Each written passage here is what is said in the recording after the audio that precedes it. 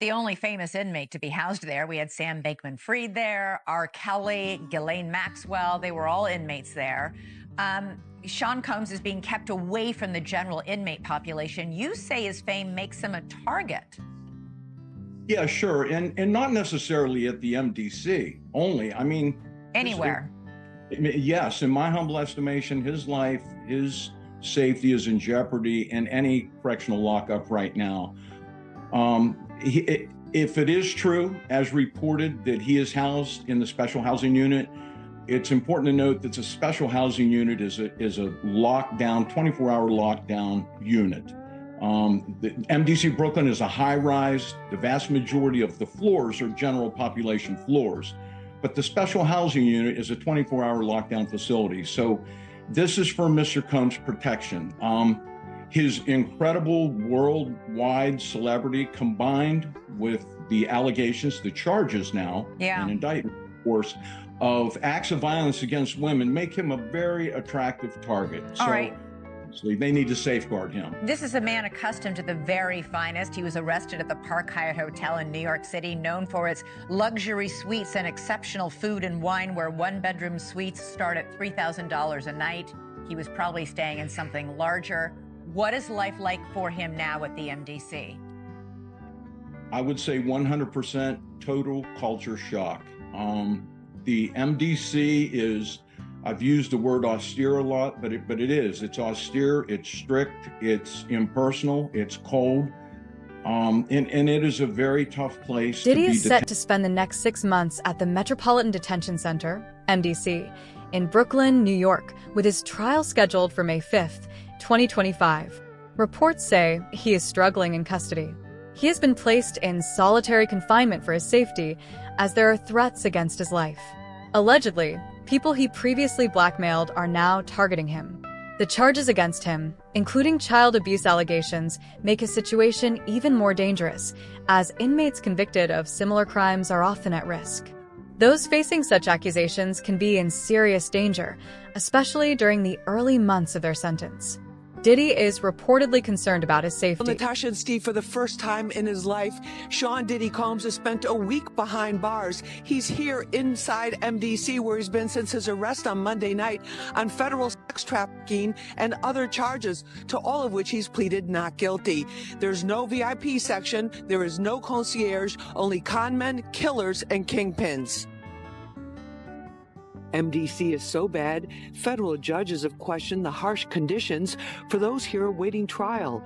So bad, I was here 2 years ago during a cold spell, reporting on detainees with no heat, pounding on windows for help.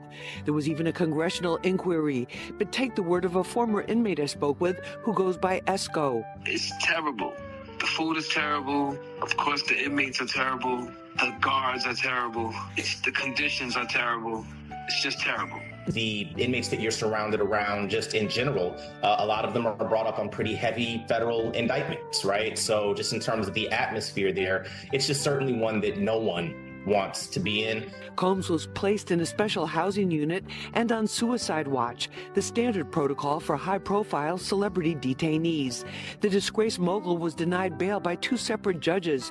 His attorney, Mark Agnifilo, asked the court to transfer him to the federal detention section at the Essex County Jail, but the judge deferred to the Bureau of Prisons.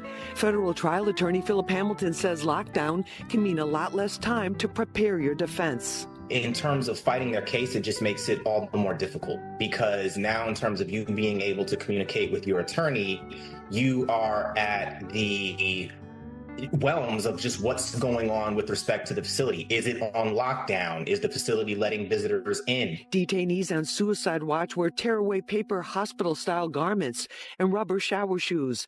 The isolation may be the worst part for Combs. It's being done for his protection in the violence-prone facility. He will have no bunkie. He's probably not going to have any contact with any other inmates. So for him, it's going to be a little different than for a person like me, where I will go in, I will go through process and intake, and then they'll assign me a cell, and I'll have a bunkie or a cellmate, and I'll be in population. For him to be able to get out at this point, it just doesn't look good. Tales about Diddy's life in prison have surfaced, with sources revealing that he is close to reaching his breaking point. Diddy has struggled to make connections and spends nearly 23 hours a day in solitary confinement. Reports also suggest that he tried to bribe inmates to gain access to their phone privileges. However, after prosecutors found out, he was forced to stop. Allegedly, Diddy had been using these phone calls to contact victims and attempt to influence witnesses. What does Diddy's foreseeable time behind bars look like? He reportedly only gets 1 hour daily of recreation and 3 showers a week. He's served breakfast, lunch, and dinner that is delivered to his cell. But instead of extravagant meals he was once accustomed to, he can expect foods like egg noodles, cereal, chili, peas, and if needed, there are reportedly vegetarian options as well. But if those foods don't work, MDC Brooklyn's commissary list has a list of additional foods and snack items, including a 6-pack of Hershey bars for $7.05, peanut butter for a little more than $3, stuffed chicken with rice for $5.75, plus more options. Diddy was once a staple at New York's biggest fashion event of the year, the Met Gala, and a frequenter of fashion weeks across the globe. Now will be forced to wear clothes not from haute couture, but instead a switch up to essentially sweats. For extra clothes, he can purchase a sweatshirt for a little more than $16, New Balance sneakers for about $55, boxer briefs for a little more than $6, plus a bath towel and washcloth set for about $12. And while confined to a cell for 23 hours a day, which is a huge difference from throwing now infamous parties, to pass the time, Diddy can purchase an MP3 player for a little under $90. But according to reports, he has a spending limit of $160, a huge downgrade from the millions he was seemingly spending prior to his Former arrest. inmate Larry Levine, who served time at the Metropolitan Detention Center, claims that Diddy's life is in danger, with several inmates reportedly targeting him. Levine warns that it's only a matter of time before something happens to Diddy. He also mentions that Diddy, who is used to the luxury of 5-star hotels, is now facing a severe psychological toll. Eyewitnesses have noted that Diddy has lost a significant amount of weight and seems to be struggling with depression. So breaking news right now, Larry, I am just getting word. People magazine says it's got a source on the inside that tells them that P. Diddy's on suicide watch tonight. Do your sources confer the same information? Are they saying it was possible? Hey, real quickly, all that commissary stuff, he's not getting any of that because people in the SHU have an abbreviated list. So he's out of luck. No stake for him. Yeah, he is on suicide watch. This guy thought he would have went home. All of a sudden, he didn't get bond. Remember, the first night that he was there, he was like an overnight guest. When they called his bond hearing, now they checked him into the system, and reality has hit him. And I understand that he has a shrink coming by his cell to see him several times a day. And now there's talk about putting him in, it's like a bubble. It's like a cell that has like a plexiglass wall in it where they have inmates watching you. That's actually their job, to keep an eye on the inmates that are on suicide watch. Another error that I guess some warden told you this.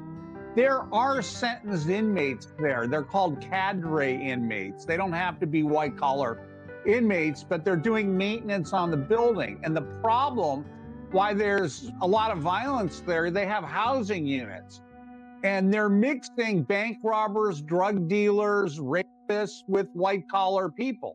And this is why Diddy, he can't go into a regular housing unit because somebody will take him out for sure.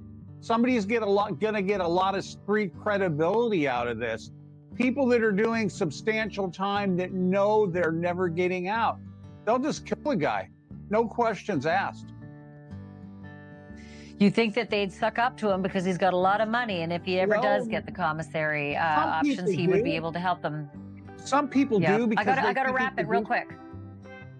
Okay, some people do think that Diddy can help them, but this guy's going to be locked up forever. His case will probably take at least 3 years to litigate. He'll stay at MDC. There's rumors that he wants to go to Essex County Jail in New Jersey because he doesn't like MDC. He's a Marshals inmate. There's no way they're going to transfer him back and forth, I don't know, several times a week, 6 Marshals to do it. He's out of luck. Sensitive information Diddy may hold has made him a target, with some drawing parallels to the situation with Jeffrey Epstein. People close to Diddy have claimed that he lacks the mental and emotional strength to survive in prison, with his recent meltdown as proof. Allegedly, Diddy was heard crying and yelling, begging guards to let him out. Even though he's only been in custody for a few months, it appears he is already nearing his breaking point. According to a report from the Daily Mail, that's why Diddy had a breakdown. A person close to him apparently said, quote, spending the holidays behind bars was a nightmare for him. If we're to believe all this, Diddy had a meltdown in his cell and begged the guards to take him to the hospital for observation, but they refused. This same friend or person told the Daily Mail, quote, he eventually managed to calm himself down with the meditation technique he's been using while he's been behind bars. It took him a few hours of deep breathing and focusing to get out of the bad space he was in, but he finally managed it. This isn't the first time Diddy's mental health has come into question while he's been at MDC. When he first arrived, he was on suicide watch, which the U.S. Department of Justice National Institute of Corrections describes as supervisory precautions taken for suicidal inmates that require frequent observation. Diddy's suicide watch was only temporary, though. He was housed in a special protective unit of the jail after that for the first few weeks of his stay. But Diddy right now is in Gen Pop, meaning general population, the place where majority of the inmates stay. And that's where he apparently had this meltdown. His lawyers have requested a transfer to a different correctional facility, citing his discomfort with his current condition, but the judge has denied the request. Diddy's situation seems to be getting worse each day. While the threat of harm from other inmates is a concern, there are also fears that Diddy might harm himself. Gene Deal, who reportedly lived with Diddy for years, has spoken out, saying he knows Diddy well. According to Deal, Diddy has always lived a life of luxury, and it's doubtful he will be able to handle prison life for much longer. But you knowing Diddy personally, do you think it's possible he might take his life? It takes a certain individual to prepare himself to do a lot of years in jail.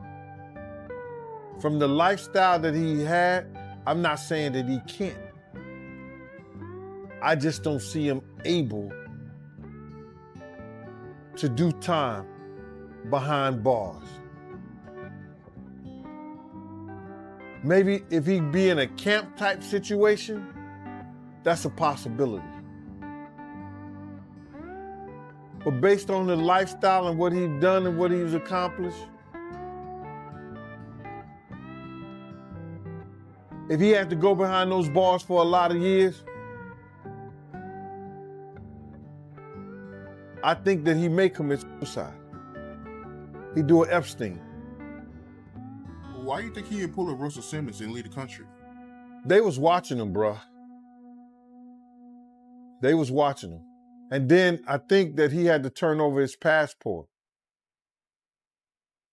Even if you own your own private jet, they have a system up there whereas that they supposed to check your passport and anything that you need to fly as if you were flying commercial. He's suffering the consequence, and I don't feel bad for him at all. Because people was trying to talk to him. People was trying to tell him. You couldn't pull him by the coat and let him know anything. You understand? They messed up the game, brother. When he put that shit out with them, money, power, respect, it ain't never been like that. It ain't never been like that. You got your respect in the street that gave you your power, that brought you your money. Totally different thing. He let that money, power, and respect go to his head, but he had it ass backwards. So do I care what happened? Nah. He got enough money to buy his way out of this. So we think.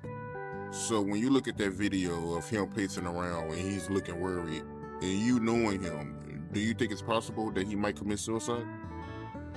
When you're a narcissist, there's always a possibility because you're suffering.